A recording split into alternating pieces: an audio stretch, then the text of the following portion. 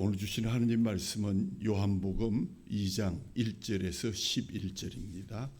이경욱 권사님께서 봉독해 주시겠습니다. 사흘째 되던 날 갈릴리 가나에 혼례가 있어 예수의 어머니도 거기 계시고 예수와 그 제자들도 혼례의 청함을 받았더니 포도주가 떨어진지라 예수의 어머니가 예수에게 이르되 저들에게 포도주가 없다 하니 예수께서 이르시되 여자여 나와 무슨 상관이 있나이까 내 때가 아직 이르지 아니하였나이다. 그의 어머니가 하인들에게 이르되 너희에게 무슨 말씀을 하시든지 그대로 하라 하니라. 거기에 유대인의 정결 예식을 따라 두세 통 드는 돌 항아리 6이 놓였는지라. 예수께서 그들에게 이르시되 항아리에 물을 채우라 하신즉 아기까지 채우니 이제는 떠서 연회장에게 갖다 주라 하심에 갖다 주었더니 연회장은 물로 된 포도주를 맛보고 또 어디서 났는지 알지 못하되 물 떠온 하인들은 알더라. 연회장이 신랑을 불러 말하되 사람마다 먼저 좋은 포도주를 내고 취한 후에 낮은 것을 내거늘 그대는 지금까지 좋은 포도주를 두었도다 하니라. 예수께서 이 첫 표적을 갈릴리 가나에서 행하여 그의 영광을 나타내심에 제 아들이 그를 믿으니라. 아멘. 사랑하는 성도 여러분, 지난 한 주간도 평안하셨는지요? 또 병상에서, 요양원에서, 해외에서 길교회 동영상 예배에 함께 참여하신 여러분들께 주 안에서 문안을 드립니다. 오늘 주보를 보시면 절기로 주현절 두 번째 주일이다 이렇게 표현되어 있습니다. 이 주현절이란 말은 이피파니 이렇게 부르는데 주님이 이 땅에 나타나신 날, 예수님의 출현을 축하하는 교회력의 절기입니다. 주현이란 말은 예수님의 신성이 최초로 공식적으로 나타난 것을 의미합니다. 정통 기독교에서는 동방박사가 예수를 찾아 경배한 때를 주현절로 지키고 또 대부분의 정통 기독교의 관점에서 주현절은 12일간의 성탄주일을 지난 후의 첫날이기 때문에 1월 6일이 주현절이 됩니다. 하나님께서는 사람들에게 나타나기를 원하시지만 사람들은 먼저 하나님의 이미지를 자신들 속에서 기리기 시작했고 사람들의 마음속에는 잘 알지 못하지만 희미하게 신이 존재한다. 그분은 이렇게 생기셨을 것이다 하고 동경하기 시작했습니다. 그러기에 그 희미한 생각을 가진 사람들이 자신들이 생각하는 자신들의 머리, 자신들의 상상에서 생각하는 거기에 가두어진 신의 형상을 만들기 시작했고 또 그것에 절하기 시작했고 그것이 종교를 만들기 시작했습니다. 하지만 사람이 생각하고 만들어낸 신과 실제로 존재하시는 여호와 하나님은 엄청난 차이가 있었습니다. 진정한 신은 사람이 가진 또 사람이 동경할 수 있는 사람의 실제로 존재할 것이라고 생각하는 그 끝을 훨씬 넘어서서 우상을 만들고 그것 앞에 절하고 경배한다고 만들어지는 모든 것들을 뛰어넘는 그런 놀라운 신의 실존이 있다는 사실을 우리는 잘 알고 있습니다. 사람의 지혜와 경험을 가지고는 아무리 똑똑하고 아무리 높은 그러한 상상력을 가졌다 할지라도 신의 존재를 제대로 파악하기는 참으로 어려운 것입니다. 사람들이 신에 대해서 제대로 알 수 있는 유일한 방법이 있다면 그것은 우리의 상상의 날개를 펴는 것이 아니라 그분이 우리 앞에 나타나시는 것입니다. 스스로 그 모습을 드러내는 것입니다. 아담과 하와에게 나타나셨고 시내산에서 모세에게 나타나셔서 율법을 주셨고 선지자들을 통해서 그 말씀을 주셨던 것과 같이 하나님께서 자신을 우리에게 드러내실 때야만 비로소 참 하나님을 우리는 보게 되고 듣게 되는 것입니다. 우리 하나님께서 자신의 모습을 이 땅의 사람들에게 확실하게 드러낸 적이 있는데 그것이 바로 예수 그리스도의 성육신을 통해서였습니다. 영이신 하나님께서 사람의 몸을 입으시고 이 땅에 분명하게 나타나신 것, 그 사건이 바로 성육신이고, 그래서 우리는 예수 그리스도의 모습과 그 말씀을 통해서 하나님을 알 수 있게 되었고 또 하나님을 볼 수 있게 되었습니다. 요한복음 14장 9절의 말씀을 보면 예수께서 이르시되 빌립아 내가 이렇게 오래 너희와 함께 있으되 네가 나를 알지 못하느냐.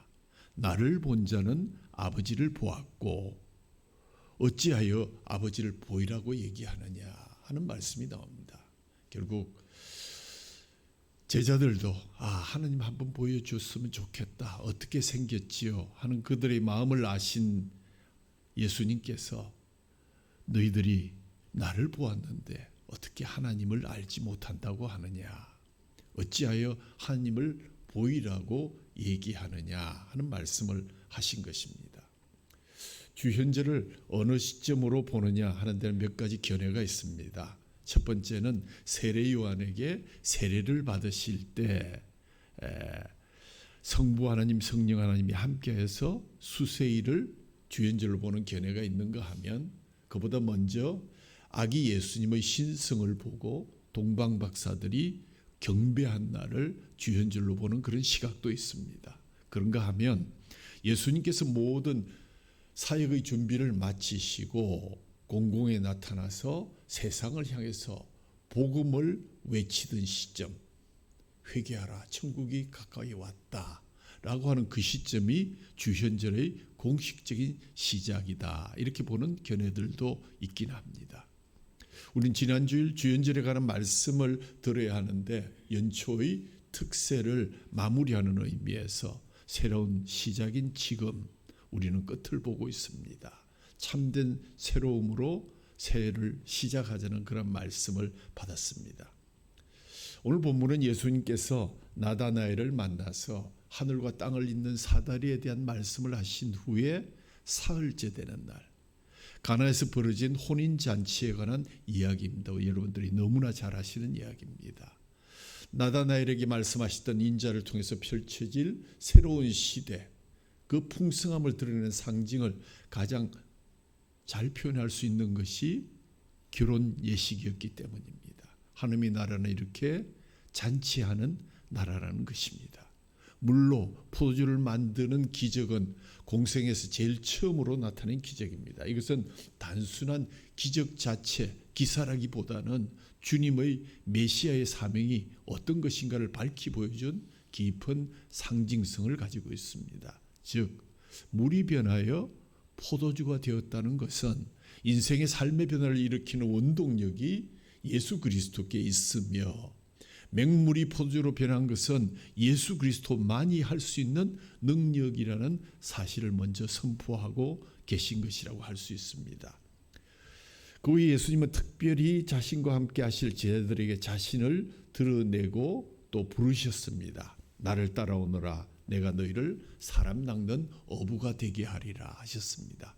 그래서 요한, 안드레, 베드로, 빌립, 나다나엘 등 5명의 제자가 예수님이 세례를 받으시고 천국을 선포하신 지 불과 사흘 만에 세례 요한의 권유에 따라서 예수님의 제자가 되고 예수님을 따르게 됩니다. 그리고 난 다음 사흘이 지난 뒤 그러니까 수세 후 6일째 되는 날에 예수님의 공생애를 다룬 데 있어서 피해갈 수 없는 아주 중요한 한 사건을 만나게 되는데 그것이 바로 오늘 본문의 사건입니다.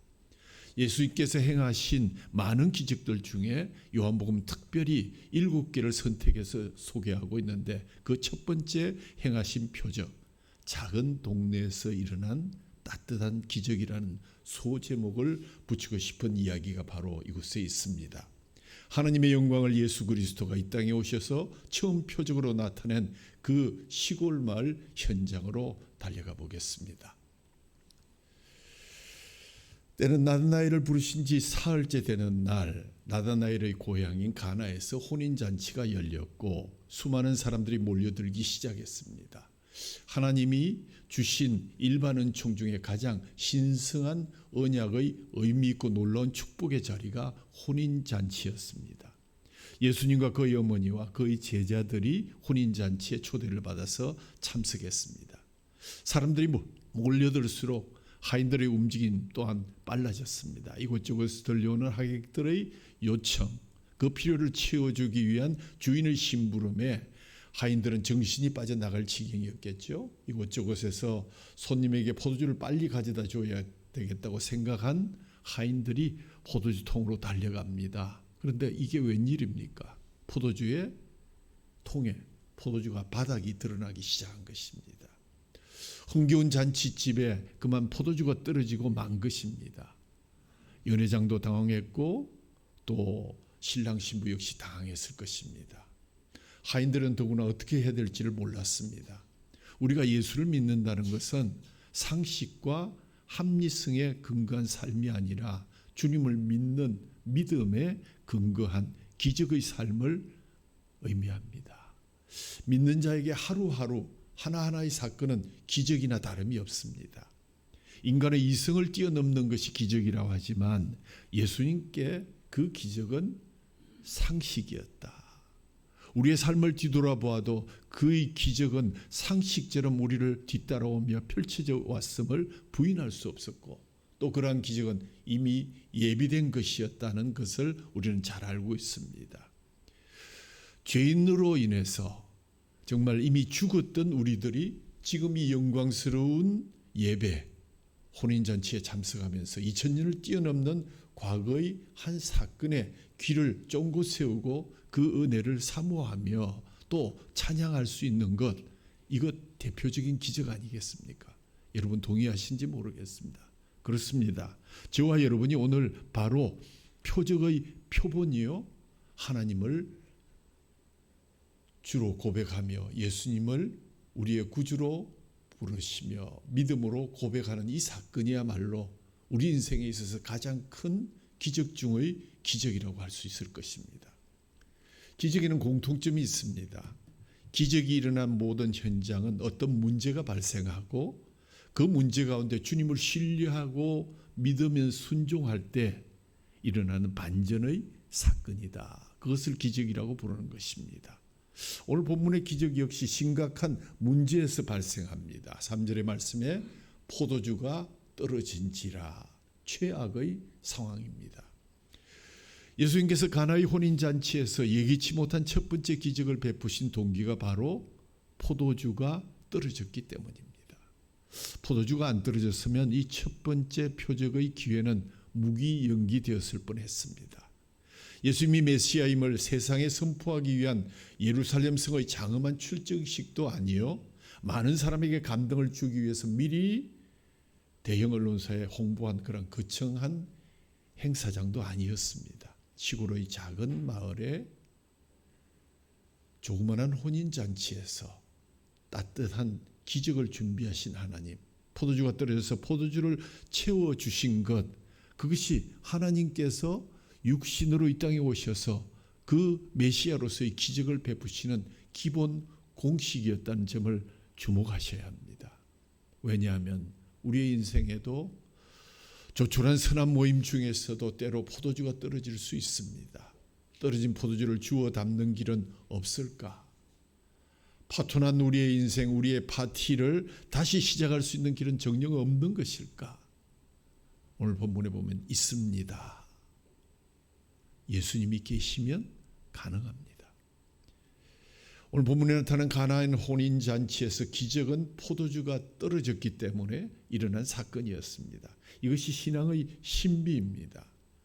우리가 늘 문제나 부족이나 불편함을 좋아하는 사람은 없습니다. 그러나 그 문제 때문에 반전을 느끼며 하나님의 기적의 손길을 경험할 때는 얼마든지 많이 있다는 것을 기억해야 합니다.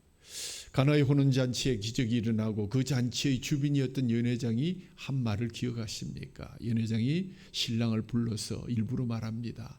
야, 사람마다 먼저 좋은 포도주를 내어놓고 좀 취기가 돌면 그 다음에 다음 포도주를 내어놓았는데 오늘 이것은 정말 놀라운 최상급의 포도주를 미리 준비해 두었도다. 만일 포도주가 떨어지지 않았다면 연회장과 하객들은 그 맛있는 포도주의 맛을 보지도 못했고 그 놀라운 예수님의 기적을 경험하지 못했을 것입니다. 존 맥스웰이 말하기를 살다 보면 이길 때도 있고 배울 때도 있는 거지. 문제는 실패를 어떻게 보느냐에 달려있다. 그렇습니다. 실패와 시험의 때는 절망의 때라기보다는 배울 때요 하나님의 기적을 예수님의 기적을 기다리는 시기입니다. 더 이상 좌절이 아닌 하나님의 은혜로 바꾸어지는 순간에 주인공이 되는 시간이기도 합니다. 물이 변하여 포도주가 되기까지 하는 두 번째 제목을 보면서 하나님의 기적은 물론 주도는 하나님이 하십니다. 하나님 100%, 인간 100%의 합작품이다. 구원도 마찬가지다.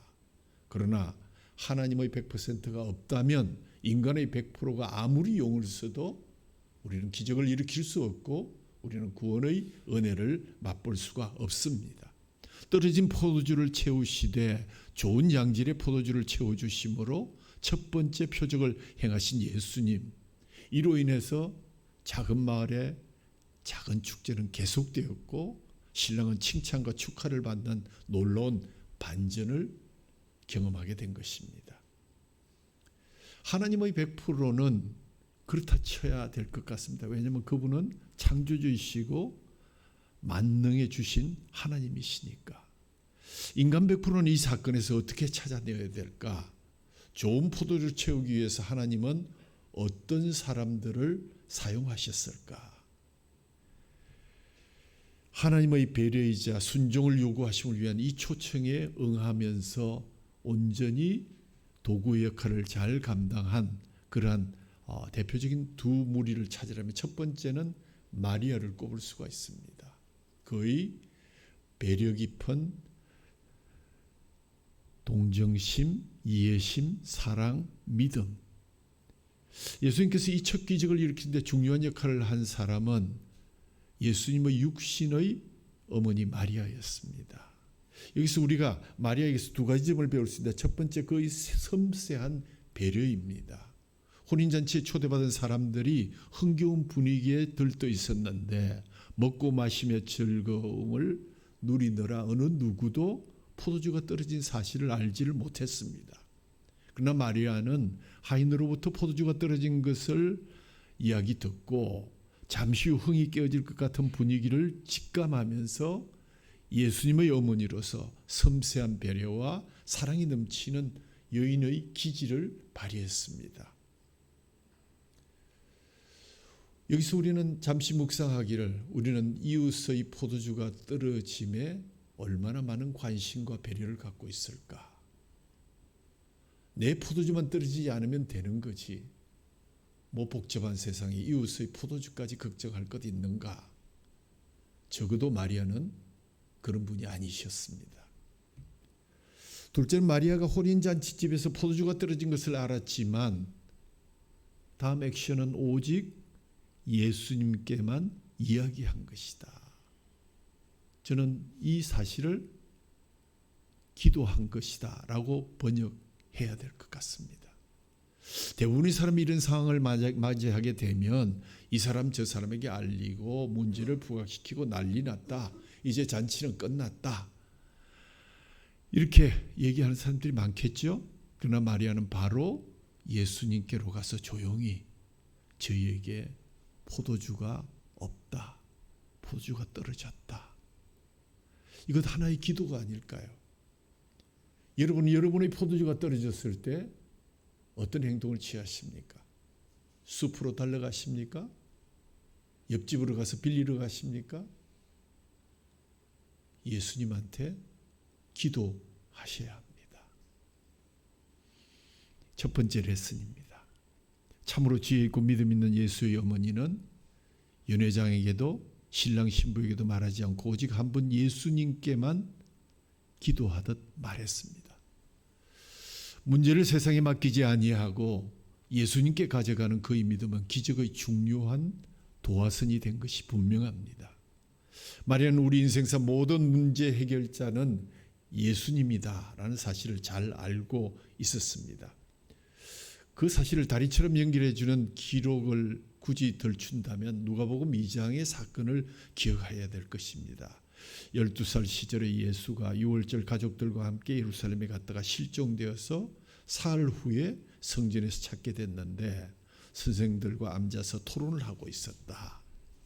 그래서 예수께 야 뭐했니? 이랬더니 하는 말이 어찌해서 나를 찾으셨습니까? 내가 내 아버지의 집에 있어야 될 줄을 알지 못하셨습니까? 그때만 해도 그 부모가 그가 한 말을 깨닫지를 못했습니다.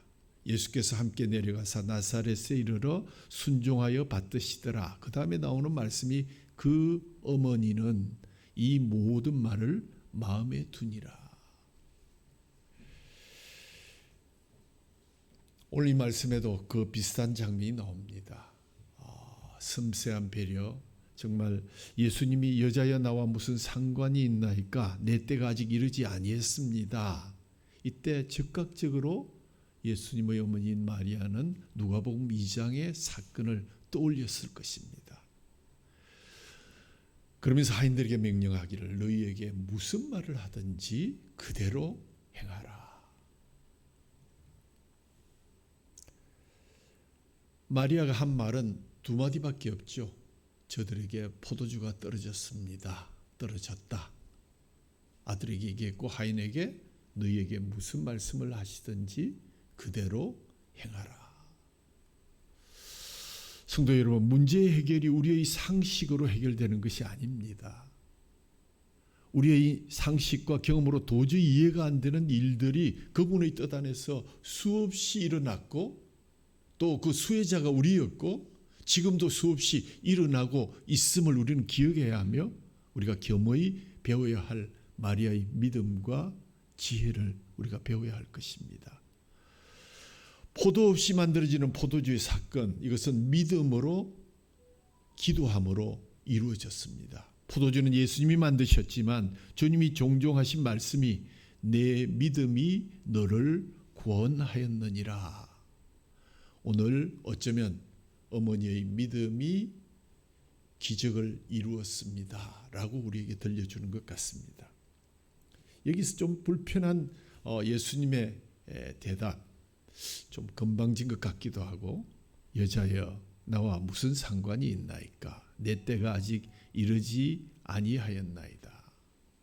예수님의 반응은 좀 썰렁하고 좀은 건방지게 들리는 것 같습니다. 공생의 이전과는 선을 긋는 듯한 예수님의 말씀, 두 단어를 찾으라면 상관 그리고 때. 예수님이 이제 어제의 마리아의 아들이 아니라 문제를 해결하시는 구원의 주로서 오신 주님이심을 선포하시면서 애써 극진한 존재라고 예수님을 옹호하지도 않으셔도 됩니다. 왜냐하면 그분은 주현절의 주인공이요 본격적인 공생애의 초입에서 이 사건을 만나게 된 것입니다. 나와 무슨 상관이 있습니까? Is that any of our business? 좀 영어로 하면 좀 그렇죠? 우리 어떤 비즈니스에 무슨 문제가 득이 되는 게 있습니까? 라는 그러한 투의 얘기입니다. 아직 때가 이르지 않았기 때문에. 상관이라는 말과 때라는 말이 상당히 뼈 있는 말처럼 들립니다. 우리들도 가끔 위급한 일이 생겨서 하나님께 매달려 눈물로 기도하지만 아무것도 응답을 받지 못할 때가 있는데 그때를 되돌아보면 오늘 예수님께서 마리아에게 던져주신 상관이라는 단어와 때라는 단어를 다시 한번 우리는 상기할 필요가 있습니다. 누구누구야 생각해봐. 너랑 나랑 무슨 상관이 있지? 아직 때가 되질 않았는데 이 정도면 우리는 참 상처를 받게 될 것 같습니다. 마음속에 지니고 있는 것, 믿음의 문제를 제기하면서 예수님께서 기적을 베푸시는 것은 언제든지 마음만 먹으면 지극히 간단한 것. 죽은 자도 살리시고 무의 수유를 창조하신 분인데 예수님께서는 그 어떤 경우에도 그냥 기적을 베푸시지 않으셨습니다. 만약에 그럴 수 있었다면 예수님 오셔서 십자가를 지시지 않고 이미 너희 모두가 구원을 받았다 해서 구원하시면 될 것이었습니다. 그러나 그렇지가 않습니다. 소경과 안전뱅이와 중풍병자와 여인과 친구와 백부장 등의 믿음을 보신 후에 내 믿음이 너를 구원하였노라. 육신의 어머니 마리아가 포도주가 떨어졌다고 했는데 마리아가 과연 예수께서 포도주를 만들어낼 것이라는 믿음을 갖고 있느냐? 마리아의 믿음을 주님으로서 확인하고 계신 것입니다. 그리고 내 때가 아직 이르지 못하였다는 말씀은 예수님께서 생각하는 그 때가 있다는 것입니다. 병에 걸리면 우리는 먼저 고쳐달라고 간구합니다. 그러나 하나님께 질병은 다음의 문제이고 중요한 것은 너와 나는 정상적인 관계에 있는 것이냐, 너 진심으로 나를 믿느냐. 기적이란 내용의 난이도 문제가 아니라 하나님과의 관계의 문제가 아닐까요? 기적이 따르는 믿음은 내용을 보고 따르는 것이 아니라 말씀하신 분의 말씀을 그대로 믿을 때 일어나는 기적입니다. 아브라함이 가족, 친척, 본토를 버리고 갈대아 우르를 떠나서 아무 준비 없이 나그네처럼 지시할 땅으로 떠난 것은 하나님의 말씀이 이성적으로 타당했기 때문에 떠난 것이 아닙니다. 하나님의 약속을 믿었기 때문에 순종한 것입니다. 이삭에게 칼을 들고 하나밖에 없는 그 아들을 죽이려 했을 때 이성적으로 타당하지 않습니다. 그러나 순종했기 때문에 그 믿음이 기적의 초청을 받게 되었습니다. 두 번째로 중요한 역할을 한 충직한 하인들에 대한 이야기를 하지 아니할 수가 없습니다. 예수님의 상관과 때에 대한 말씀에도 불구하고 마리아는 하인들에게 다가가서 너에게 무슨 말씀을 하시든지 그대로 행하라. 하인들은 예수님을 바라보았습니다. 예수님 무슨 말씀하실까? 어디 가서 포도주를 구해오라 그럴까? 그런데 하신 말씀이 여기에 있는 항아리에다가 물을 채우라. 그 말씀을 들은 하인들이 눈이 휘둥그레졌습니다. 물을 채우라고요? 포도주가 떨어졌는데 물을 채우다니 그게 말씀이 됩니까? 주인한테 가서 말을 하든가 하지 왜 하필 힘도 없는 저희들에게 와서 물을 줘가지고 이 망신을 당하게 하려 하십니까? 하는 그런 심정이 왜 없었겠습니까?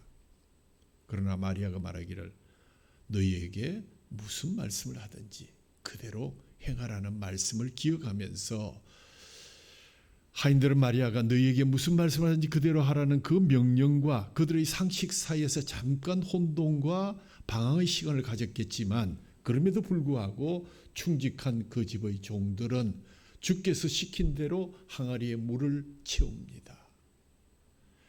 제가 왜 성경에도 기록되지 않은 수식어 충직한 하인들이라고 표현했는가 하면 예수님께서 그들에게 명령하기를 여기 있는 항아리에 물을 채우라고 했는데 그들은 정말로 충직하게도 정말로 신실하게도 물을 채우라 하신 적 아기까지 꽉 차도록 채웠다는 것입니다. 그리고 내가 예수님께서 말씀하신 손님들에게 물을 떠다 주어라 명령하니 그대로 순종해서 그 물을 떠다가 손님들에게 떠다 줍니다. 와, 그랬더니 그 순간 물이 변하여 포도주가 되었습니다. 물돈 하인들은 알았습니다. 뭘 합니까? 분명히 물을 부었는데 물이 변해서 포도주가 되었고 또 그것을 갖다 드렸더니 최상급 포도주라고 칭찬하는 것을 보아서 이분은 메시아시다. 이분은 무엇이든지 하실 수 있는 분이시다. 이분은 잔치를 잔치답게 할 수 있도록 우리에게 사랑을 베푸시는 분이다 하는 그러한 것을 느끼게 된 것입니다. 기적은 예수님의 뜻을 따른 이 하인들의 순종으로 만들어진 것이 분명합니다. 순종은 하나님의 능력을 나타내고요. 포도주는 순종하는 사람들을 통해서 만들어졌습니다. 그 결과는 모든 사람들에게 기쁨을 가져다 주었습니다. 성도 여러분, 성령께서 감동 주실 때 곧바로 순종하는 것, 또 필요하면 충직하게 신실하게 물 부으라는데 정말 아구까지 차도록 부어서 기쁨으로 그것을 갖다 주고 그 결과에 기쁨을 누리는 자가 얼마나 복된 자일까요? 성령께서 감동 주실 때 정말 곧바로 순종하시는 여러분 되시기를 바랍니다. 계산하고 따지지 마시고 머뭇거리지 마십시오. 즉시 순종하면 그 순종이 기적을 이루는 도구가 될 것입니다. 예수님으로 인해서 하인들과 잔치 자리는 기쁨을 회복하게 되었습니다. 눈이 휘둥그레진 하인들은 항아리를 들고 밖으로 나가서 포도주가 아닌 맹물을 항아리에 가득 채우기 시작했고, 물로 가득 채워진 항아리를 하인들은 예수님이 시킨 대로 연회장에게 갖다 주었고, 그것을 받은 연회장은 항아리에 든 포도주를 맛보고 신랑을 불러서 어떻게 이렇게 좋은 술을, 좋은 포도주를 여태껏 남겨두었느냐, 참 대단하다. 술을 들어보시는 분들은 아시겠지만, 우리가 만약에 예를 들어서 급수가 높은 비싼 어떤 위스키나 이런 것이 있고, 또 그다음 맥주가 있고 뭐가 있다 그러면 처음에 우리가 먹을 때는 그래도 최고급 비싼 걸 먼저 먹어야 또 그 기운에 그다음에 소주나 맥주가 들어가도 흥이 돋겠죠. 보통 그렇게 마신다고 생각하고 저도 옛날에 그렇게 마셨던 것으로 기억이 됩니다. 그런데 연회장의 칭찬에 신랑이 놀랐고 너무 감사하고 너무 신이 나서 모든 사람들이 흥에 겨워서 즐거움으로 잔치를 마실 수 있었다. 하지만 그 많은 사람들 중에 누가 가장 기뻤을까? 누가 가장 그 비밀을 알았을까? 항아리에 물을 채운 하인들의 마음이 그 누구보다 행복했고 즐거웠을 것입니다.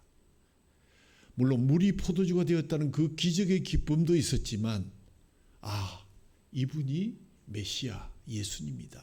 내가 예수님을 만나고 예수님 말씀을 듣고 예수님의 그 기적을 체험하게 되었다는 기쁨이, 그분을 믿게 되었다는 행복이 그들 마음속에 가득 넘치게 되었습니다.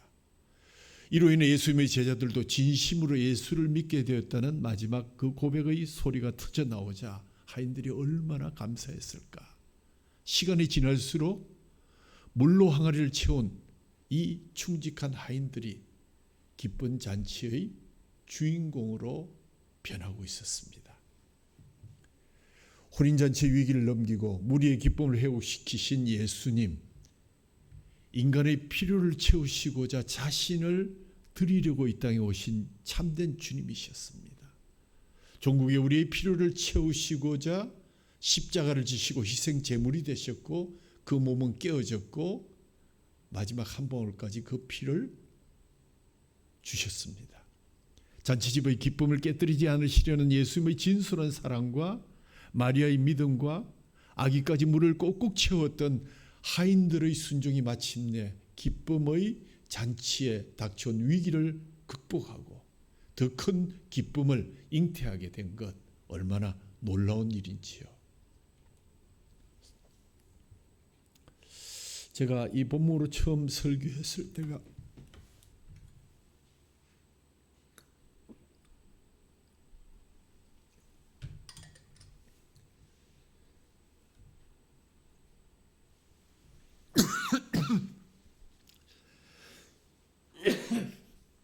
지금부터 한 12년 전으로 기억이 됩니다. 우리 이정호 장로님께서 주간초에 한 연극에 초대를 해주셔서 그때 제목이 예수와 함께한 저녁 식사라는 연극에 초대를 받았습니다. 평범한 셀러리맨 니코민스키가 어느 날 나사렛 예수로부터 저녁 식사 초대장을 받게 되죠. 친구들의 직구전 장난이라고 생각하고 기대도 없이 초대에 응한 닉이 엉뚱하게도 자리에 나온 사람이 인사하기를, 안녕하세요, 저는 예수입니다 라고 인사하는 낯선 남자를 만나게 됩니다. 진지한 표정의 이 남자는 오늘 저녁 식사 동안만 자신을 예수로 생각해 주면 좋겠다는 제안을 하고, 이들의 대화는 식탁 위에 차려진 만찬만큼이나 풍성하게 펼쳐집니다. 예수가 옳다고 누가 증명할 수 있는가? 마더 테레스와 히틀러는 모두 똑같은 죄인인가? 신과 함께하기 위해서는 어떻게 살아야 하는가? 전쟁과 기아와 환경의 파괴를 하나님은 왜 보고만 계시는가? 내 앞에 닥친 불행은 모두 신의 계획이라고 할 수 있는가? 온갖 화제를 그냥 날씨 얘기하듯이 대수롭지 않게 이어가는 두 남자. 이 낯선 남자는 도대체 누구일까? 자신만만하고 냉소적이던 닉은 점점 평정심을 잃어가고 내면 깊숙이 감추어둔 진심을 꺼내면서 오늘 마지막 질문을 합니다. 이 영국 초도의 닉이 예수를 만나서 이런 말을 하죠. 자기의 포도주 잔을 가리키면서, 여러분 포도주 잔이라고 생각하십시오. 물을 포도주로 바꾼 사건을 기억하면서 닉이 예수라는 분에게 말하기를, 당신이 정말 예수라면 이 포도주를 물로 바꿀 수 있겠습니까? 그러니까 예수라는 분이 어떻게 하는가 하면 이 포도주 위에다가 행커칩을 탁 얹어놓고 마술을 하듯이 포도주야 물로 변해라 하고 주문을 외우게 됩니다. 그리고 얏 하고 행커칩을 들어 올렸는데 포도주가 물로 변하지 않고 그대로 있는 겁니다. 그때 예수라는 분이 뭐라는가 하면 웨이트를 보고 물 하고 큰 소리를 치니까 웨이트리스가 물을 딱 들고 들어왔더라는 겁니다. 그렇습니다. 예수님은 물을 포도주로, 포도주를 물로, 포도주를 참된 포도주로, 물을 참된 물로 바꾸실 수 있는 전능하신 분이십니다. 치유하고 살리는 정의가 진정한 그러한 분이시요 사람을 살리는 진정한 사랑의 소유주이십니다. 섬기는 자유가 진정한 자유이며 이러한 정의와 사랑과 자유를 마음대로 행할 수 있는 전능하신 분, 따뜻하신 분, 하나님의 뜻에 따라 때로 절제하고 때로 목숨을 걸고 이를 행하심으로 우리에게 기쁨을 주시는 진정한 전능자가 바로 예수님이십니다. 우리 모두가 이 놀라운 사랑의 수혜자, 이 표적의 수혜자임은 우리가 다 알고 있습니다. 예기치 못한 주님의 첫 표적은 혼인잔치의 무리들에게 기쁨을 주었고 순종한 자들에게 감격과 믿음의 체험을 주었고 따르는 제자들에게는 믿음의 확신을 주어서 종국에는 하나님의 영광을 나타내는 작은 마을에 따뜻한 기적을 이루었습니다. 예수님의 주된 명령, 물에 빈 항아리를 채우라. 이 명령은 그때 그 어려움에 처한 혼인잔치의 자리에 있던 하인들에게만 주어진 것일까요? 이 세상을 살아가는 그리스도인들의 귓가에 이러한 예수님의 음성은 수시로 들려옵니다. 어떻게 해요? 예수님 말씀하셨습니다. 아무것도 염려하지 말고 다만 모든 일에 기도와 간구로 너희 구할 것을 감사함으로 하나님께 아뢰라. 물로 빈 항아리를 계속 채우라는 말씀입니다. 지금이야말로 우리는 다시 겸손한 하인들의 모습을 회복하고 교만한 기대로 인해서 더 좋은 포도주로 채워짐을 보지 못하고 포기하는 자가 한 사람도 없기를 바랍니다. 끝까지 맹물로 여러분의 항아리를 채우십시오. 그리고 더 부탁하기는 여러분의 항아리가 채워져서 포도주가 된 것으로 자랑하지 말고 이웃의 빈 항아리에 여러분의 그 물을 채워드려서 그들도 물이 포도주가 되는 그 사랑, 그 기적을 함께 느낄 수 있도록 여러분 동참하시기를 바랍니다. 하나님께서는 이 세상을 살아가며 포도주가 떨어져서 낭패를 당하고 있는 우리들에게 오늘도 우리의 빈 항아리를 물로 채우러 가시며 어쩌면 하나님은 우리의 그 빈 항아리 속에 오늘도 그 사랑과 그 은혜와 그 능력을 부어주고 계신 것이 아닌가 생각됩니다. 우리들의 삶을 지금도 살아계셔서 우리를 사랑하는 하나님으로 가득 채우시기 위해서 물로 항아리를 채우라 명령하시고 물이 포도주로 변하기 위해서 주님께서 그 속에 아름다운 표적을 넣고 계신다. 그 물은 마리아의 믿음이요, 그 물은 하인들의 순종이었다. 당신은 지금까지도 포기하지 않고 아기까지 물을 가득 기쁨으로 채우고 있는가? 이웃의 빈 항아리를 관심을 갖고 배려하고 쳐다보고 있는가?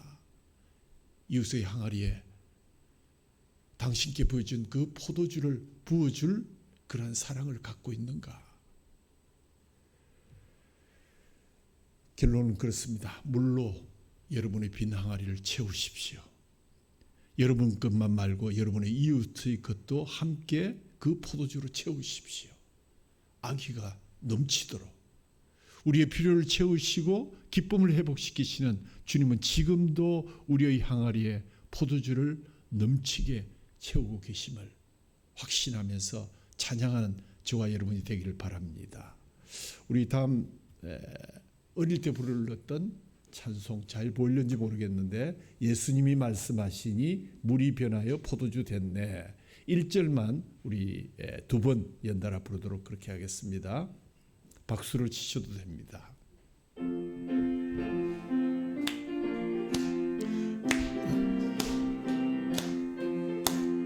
예수님이 말씀하시니 물이 변하여 포도주 됐네. 예수님이 말씀하시니 물이 변하여 포도주 됐네. 예수님 나에게도 말씀하셔서 새롭게 변화시켜 주소서. 한 번 더 합니다. 예수님이 말씀하시니 물이 변하여 포도주 됐네. 예수님이 말씀하시니 물이 변하여 포도주 됐네. 예수님 나에게도 말씀하셔서 새롭게 변화시켜 주소서. 예수님 한 번 더 합니다. 예수님 나에게도 말씀하셔서 새롭게 변화시켜 주소서. 하나님 아버지 감사합니다. 물을 빈 항아리로 채우라. 내 것만 말고 이웃 것도 함께 채우라. 아기까지 넘치도록 꽉꽉 채우라. 우리의 필요를 채우시고 기쁨을 회복시키시는 주님, 우리의 항아리를 지금도 은혜로 믿음으로 채워주심을 저희들이 감사드리며, 오늘 이 작은 동네에서 일어난 따뜻한 기적의 사건이 우리의 빈 항아리에 계속 일어날 수 있도록 주님이 임재하시고, 우리도 마리아처럼 이웃의 빈 항아리에 관심을 갖고 배려하며 하인들의 충직한 순종처럼 아기까지 가득 채우며, 물이 포도주로 변하는 기적은 명령을 온전히 순종해서 주님 앞에 나아갔을 때 이루어진 것, 그 기회가 우리에게 많이 있음을 고백하며, 물돈 하인들이 그 비밀을 알았듯이 우리는 그 비밀을 알고 주님의 사랑을 마음껏 나누며 이웃들과 함께 물이 포도주 되어 최상급의 포도주를 나누는 그런 기쁨 속에 살아가게 하옵소서. 이 기쁨이 오늘 우리에게 주신 당신의 몸이 깨어지고 찢어지고 당신의 피가 보혈이 우리에게 마지막 한 봉을까지 부어져서 가능했다는 사실을 늘 기억하며 매주일마다 이렇게 저희들을 하나님의 준비하신 성만찬의 예식으로 초대합니다. 하나님 감사합니다. 먼저 우리를 돌아보게 하시고 특별히 연약한 지체들 위해, 또 어려움으로 빈 항아리를 보고 있는 우리의 인생들에게 주님의 살과 피가 효험 있는 그러한 귀한 예식으로 삼아 주옵소서. 우리 주 예수 그리스도 이름으로 감사하며 기도하옵나이다. 아멘.